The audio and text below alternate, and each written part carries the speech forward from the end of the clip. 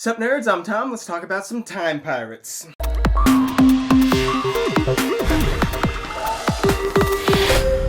This game's title is hard to pronounce, but the basic elevator pitch for it is it's Groundhog Day meets Pirates of the Caribbean. It's basically a programming game where you're going to have a program on your mat. You see here, you have these 4 different things you can do. Everybody starts off the same, but as the game goes on, you're going to be drawing more cards that you're going to place over these areas, so it changes what you do. You still do the program left to right, generally. The Groundhog Day aspect is when you run the loop, so you do all 4 of those things, everybody does, right? Then most of those are moving along this board to get majorities in certain areas and gain coins and points and stuff. Well, then everything resets after we all do our 4 actions, our 4 pieces of the program. Everything resets. We all go back to the beginning of the day. All of our dudes come back to the harbor, and we draw some more. We do some, kind of maintenance things, and we get to draw more cards. We can buy more stuff and upgrade our personal mat a little bit. But then we go through that day again. We run the loop again. We have our program will be slightly different then, hopefully, because we have gotten more cards and we've played cards that we like and stuff. But that's the whole thing, is that we all crash land here. We move in to do stuff, come back, move in to do stuff, come back, right? So that is basically the game in a nutshell. Of course, there's more nuanced thing. There's events that happen at the beginning of each round. I mean, it looks like there isn't that many. It looks like, when I first opened it up, I'm like, there's 10 events. But they all have multiple events on each card, depending on the time of the game. So there's this round track. It's called a vortex track here, but it has the first 3 rounds have a symbol, the next 3 rounds have a symbol, the following 2 rounds have a symbol, and then the last round has a symbol. So when you draw the event card based on which symbol you're on, this is tough to explain. There are also event tokens that are out on the board. There's all these different little pieces that you put together sort of like a puzzle, and it's supposed to randomize it. And at first I was like, yeah, that is really cool. It's very random. But it's actually not as random as I would think, because the center's always, the center and these other circles are always going to be where they're going to be. This middle ring is always going to be these 3, and then this outer ring is probably going to have the most variability. And all these tiles are double-sided, but at first I was like, oh, cool, double-sided.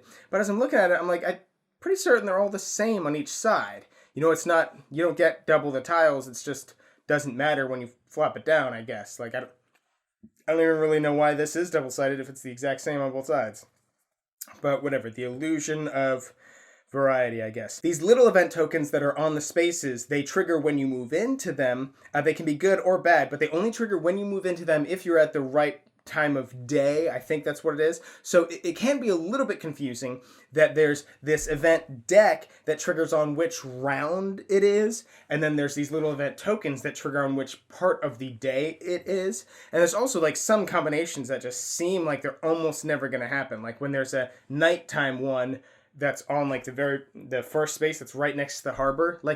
Granted, you can move all around, and that might be beneficial for you to start moving over and then come back to that harbor space, later on. But given that the events are good or bad, you might not want to take the risk of specifically moving into the map and then turning around saying, oh, now that it's going to be nighttime, I'm going to move onto this volcano space and trigger that event because I really want to see it. It's possible that some of these events just stay face down for forever, just because, you don't want to take the risk, and you would have to they're in a place where you really have to try to make that happen.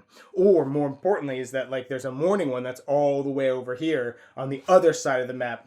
I mean, unless there's some cards that let you hop like crazy. I haven't seen those, but I kind of doubt that's possible. The other aspects that I want to talk about that I do think are kind of interesting is there's 2 different decks of the program cards that you get to draw from. They're I think stable and unstable events. The unstable events are supposed to be much, crazier, more powerful, but they actually run the game out. At the beginning of the rounds, when you draw these cards and you get to choose, if any player has picked at least one, has picked an unstable event. If at least one unstable event was picked amongst the whole table, the vortex track advances again, so the game can take a maximum of, 3, 6, a maximum of 9 turns and a minimum of half that, 4 turns, I think. There's also this deck of artifact cards that are sort of like one-time use things that you can use in addition to your program that also have points if you don't use them. I mean, a lot of the things in this game are pretty straightforward. Like, once you read the rules, you're like, oh,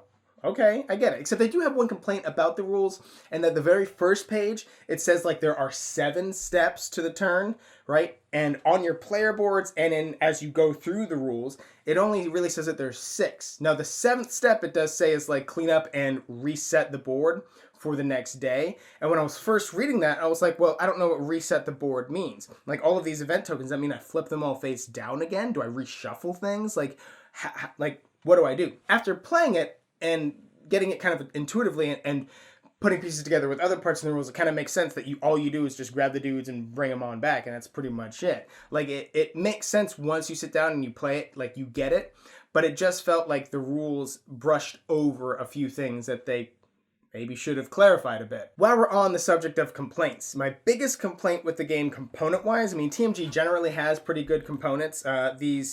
These cardboard punch outs aren't as thick and nice as some of their other games that are in the same size, like Pioneer Days, I think, had really, really thick punch board, and I thought it was great. But the board is really small. It almost feels like they wanted this game to be in this size box, like almost to the game's detriment. Because playing this with, like, first of all, putting these tokens, the event tokens, on the tiles, there's a lot of information on that tile. You need to know what type it is, if it's a beach or a forest or whatever. And there's all these different rewards for winning, having the majority number of people there for, if the time track is here or if the time track is there. There's a lot of information printed on there. Just putting an event token on there can already kind of cover stuff up. But then when you're moving meeples on there, especially if you're playing with like 5 players, there can be a bunch of meeples all in this one little area. And even like the harbor space too. With the 5-player game, at the very beginning, everybody starts with all of their people at the beginning of every round on the harbor. And the harbor can barely handle it. It definitely feels like this. And I also kind of like, there's spots on the board for the card decks. Like, they almost could have kept it this size and just made this part, like, you use half the board here. They could have expanded that and it would have helped a little bit. But I think that this probably should have been a bigger box game, like the Luvia Project or something, with just a bit of a bigger board. I mean, granted, most of my complaints are coming from a 5-player game. That issues do still kind of happen in like a 2-player game, because it's possible that, you have to finagle around so that what you're putting on there doesn't cover up important information. But I'm just thinking, like, you could have just made it bigger. Come on. So the size of the board is probably my biggest complaint component-wise. But do I have any complaints gameplay-wise? Not really, like, complaints per se. Like, nothing really felt too clunky.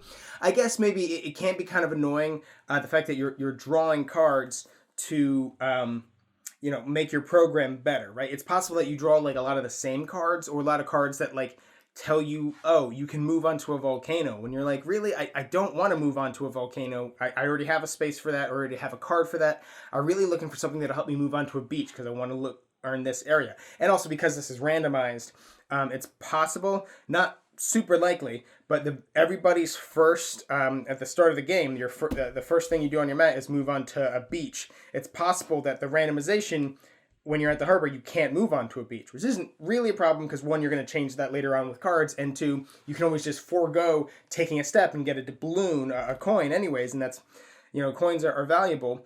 But it's just possible that the randomization, just like I was talking about with the events, that it's possible that the randomization is to the game's detriment, not, oh, now things are different. It's like, oh, things are in a way that I don't like them with the cards or with this. And, some things can just luck of the draw, just kind of.